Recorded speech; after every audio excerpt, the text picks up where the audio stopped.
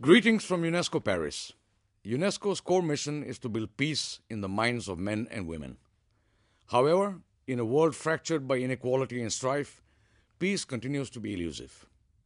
Our world continues to be marked by disparities and social and economic exclusion, and this is why UNESCO believes that we must endeavor to establish social justice and equity. In this enterprise, we must ensure that everyone is empowered to participate in and benefit from socioeconomic development. This must constitute the foundation of any sustainable development agenda.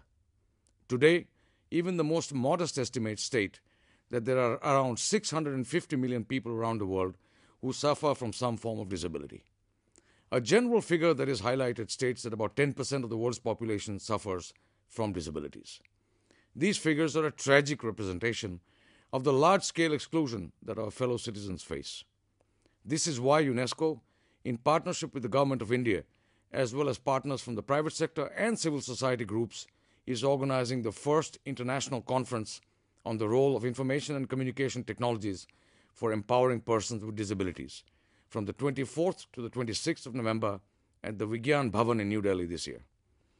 This conference will bring together policymakers, the private sector, and civil society groups working with persons with disabilities from around the world.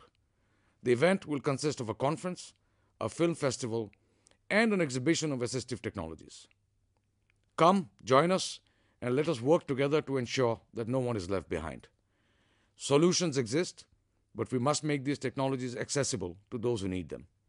The community of persons with disabilities face extreme challenges and hardships. No development agenda can be fulfilled without empowering them and including them in our quest for peace and sustainable development.